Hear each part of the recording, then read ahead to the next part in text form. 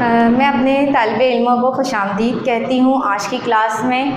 आज हम जिस क्लास में और जिस उन्वान पे बात करेंगे वो है मुश्किल अल्फाज, और जिन जमातों के लिए कारगर हैं उनमें है जमात सौम का जमात चाहरम। जमात सौम से जमात चाहरम के दरमियान के जो तालिबे इल्म हैं उनके लिए ये मौजू बहुत ज़्यादा इम्पॉर्टेंट है, क्योंकि उन्हें बहुत सारे अल्फाज को पढ़ने में बहुत दुश्वारी होती है और अगर पढ़ भी लिए जाएँ तो वो उनके मायने समझने से कासिर होते हैं। तो हमें उन्हें ये बताना है कि किस तरीके से वो पढ़ें इन अल्फाज को और इनके मायने क्या हैं। जब वो अपने उन्वान में अपने सबक को पढ़ते हुए चीज़ पढ़ें तो इससे उनको उसका मतलब भी समझ आए, क्योंकि सिर्फ पढ़ना काफ़ी नहीं। आज का हम अपना उन्वान शुरू करते हैं जो कि है मुश्किल अल्फाज, जिसमें हमारे पास पहला लफ्ज़ है अंगारे।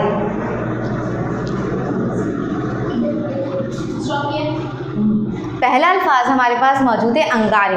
अंगारे कहा जाता है आग की छोटी छोटी बॉलों को या आग से बनी हुई चीज़ों को जो छोटी मिकदार में मौजूद होती हैं हमारे पास, उन्हें हम कहते हैं अंगारे। दूसरा लफ्ज़ हमारे पास मौजूद है खौफ। खौफ कहते हैं किसी भी चीज़ से डरने को। आपको ऊंचाई से डर लगता है या आपको किसी और चीज़ से डर लगता है, भूतों से डर लगता है, दूसरे लोगों के और बहुत सारे डर होते हैं, तो उन्हें हम उर्दू ज़बान में खौफ से खौफ कहते हैं। वाबस्ता, किसी से भी ताल्लुक़ रखना, किसी एक शख्स का दूसरे शख्स से ताल्लुक़ रखना, उससे वाबस्ता होना कहलाता है।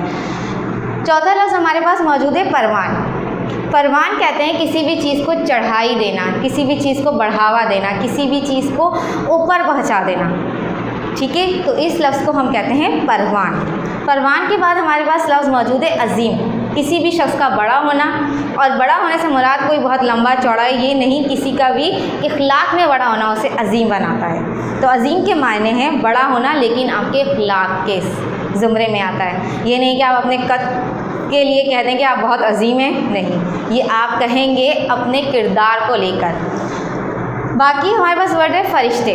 फ़रिश्ते या फ़रिश्तों जो आपके पास लफ्ज़ है, ये फ़रिश्ते की जमा है फ़रिश्तों। फ़रिश्ते कहते हैं उन मखलूक को जिन्हें अल्लाह ताला ने नूर से पैदा किया और वो हर वक्त अल्लाह ताला की इबादत में मशगूल रहते हैं। तो उन मखलूक को हम कहते हैं फ़रिश्ते जो कि नूर से पैदा की गई हैं। आगे हमारे पास लफ्ज़ है मट्टी के बर्तन। मट्टी के बर्तन इस्लामी तारीख़ में या इस्लाम में बहुत ज़्यादा इंपॉर्टेंस के हामिल हैं। मट्टी से बने हुए होते हैं और सुन्नती तरीका हमारे लिए है कि हम मट्टी के बर्तन में खाएं पिएं। इसके बाद के हमारे पास वर्ड है अक़वाले ज़री।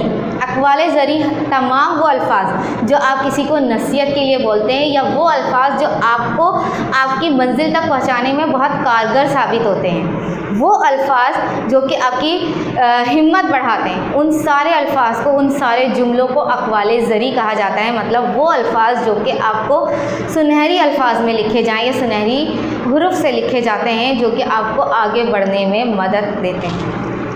आगे मौजूद है खेलकूद। खेलकूद कहते हैं उन अल्फाज को जो कि हम आराम से खेल रहे होते हैं। खेल कूद हमारे पास मुतरादिफ अल्फाज हैं। खेल के साथ हम कूद का लफ्ज़ ज़रूर लगाते हैं। हमारा कोई भी चीज़ खेलना करना वो हमारे लिए खेल कूद में आता है। सजदा, जो हम अपने अल्लाह ताला के हुजूर हाजिर होते हैं और अपना सर झुकाते हैं, उस चीज़ को सजदा कहा जाता है। आगे है बादशाह। किसी भी मुल्क में हुक्मरानी करने वाले इंसान को बादशाह कहा जाता है, लेकिन बादशाहत और आज के दौर के लोगों की हुकूमत करने का स्टाइल बहुत अलग है। वो हकमाना तरीका होता था जिसमें सिर्फ जो बादशाह कहता था वही होता था, आवाम को बोलने की इजाज़त नहीं होती थी। इस सूरत में हम उस हुक्मरान को बादशाह कहते थे। लेकिन हमारा अभी का जो दौर चल रहा है इसमें हम हुक्मरानी जमहूरियत कहते हैं, जिसे हमें यानी कि अवाम को, रियाया को भी बोलने की इजाज़त है। तो अब बादशाहत नहीं रही। बादशाह उस इंसान को कहा जाता था जो कि हुक्मरानी करता था और उसके अलावा कोई भी बंदा कुछ नहीं बोल सकता था, कोई फ़ैसला नहीं ले सकता था। आगे हमारे पास मौजूद है लफ्ज़ ईमानदार। अगर मैं आपके पास कोई चीज़ रखवाती हूँ और आप वो मुझे वैसे की वैसे वापस करते हैं जैसे मैंने आपको रखवाई थी, एक दाने की भी उसमें हेर फेर नहीं की जाती, तो ऐसे शख्स को मैं ईमानदार कहूँगी। ऐसे शख्स को ईमानदार कहा जाएगा कि उसने आपके किसी भी जो आपने माल उसके पास रखवाया था, जो आपने चीज़ उसके पास रखवाई थी, उसमें उसने ख़यानत नहीं की। तो ईमानदार वो इंसान है जो कि आपको आपकी चीज़ उसी तरीके से दे जिस तरीके से आपने उसे दी थी। आगे हमारे पास लफ्ज़ है इनफरादी। इनफरादी कहते हैं कि मेरे अपने किसी भी एक शख्स के बारे में बात की जाए या मैं सिर्फ अपने कॉल की ज़िम्मेदार हूँ, किसी दूसरे के कॉल की नहीं, तो इनफरादी सिर्फ एक शख्स के लिए इस्तेमाल किया जाता है। आगे का लफ्ज़ है सरशार होना। सरशार कहते हैं खुश होना, कि मैं किसी चीज़ से बहुत सरशार हूँ, मेरी कोई ख्वाहिश पूरी हो चुकी है जिससे मैं अल्लाह ताला से बहुत सरशारी महसूस कर रही हूँ, तो सरशार कहते हैं खुश होने को। मोज़े जो कि एक हमारे कपड़ों का ही जुज़ है, जो कि हम पाँव में पहनते हैं और उसके नीचे हम ज़्यादातर जूते वगैरह पहनते हैं और उसके नीचे हमारे पास मोज़े मौजूद होते हैं। ये हमारे कपड़ों का ही एक जुज़ है। सूबा सिंध। सूबा सिंध पाकिस्तान का एक इलाका है। सूबे का सबसे पहले डिफ़ाइन कर दूँ, सूबा किसी भी मुल्क का एक छोटा सा हिस्सा होता है जिसमें आबादी या ज़बान के लिहाज से हम उस हिस्से को दूसरे मुल्क या दूसरे हिस्सों से अलग कर देते हैं। सिंध जो है पाकिस्तान का एक सूबा है जो कि जिसमें दुनिया का सबसे बड़ा शहर कराची भी मौजूद है, तो सूबा सिंध पाकिस्तान का एक सूबा है। सीढ़ी, किसी भी तरीके से मुझे एक जगह से दूसरी जगह जाना है या एक जगह से एक फ्लोर से एक दूसरे फ्लोर तक सफ़र करना है, तो उसके लिए हमारे पास सीढ़ी मौजूद होती है जो कि लैडर कहलाती है हमारे पास इंग्लिश में, और हम एक जगह से दूसरी जगह उसकी मदद से आराम से जा सकते हैं, क्योंकि हम रस्सी चढ़ के तो कहीं जाएंगे नहीं, ठीक है। तो हमें उसके लिए सीढ़ी, जो कि बहुत आसान सा तरीका है आज के दौर में। बलूचिस्तान भी हमारे ही पाकिस्तान का एक सूबा है जो कि फेडरल एरिया कहलाता है और इसे हम सहराई इलाका भी कहते हैं या सहराई सूबा भी कहते हैं। इधर सहरा मौजूद है, थर और थर।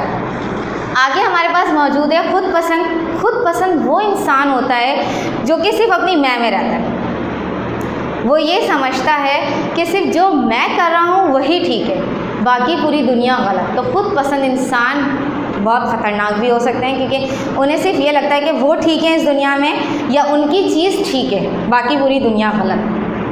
कारोबार, हमारा कोई भी कारोबार, कोई भी काम जो हम कर रहे हैं जिसमें हमें दिलचस्पी है, जिसमें हमें शौक़ है, वो सारा चीज़ें जो है वो कारखाना कहते हैं, जहाँ पे हम उस जगह जो चीज़ हमें मौजूद है कारोबार की, उस जगह का एक अहाता, एक कमरा या बहुत बड़ा कमरा जहाँ पे वो एक मखसूस काम हो रहा होता है, तो उस चीज़ को हम कारखाना कहते हैं। इसके अलावा हमारे पास लफ्ज़ मौजूद है बाशऊर।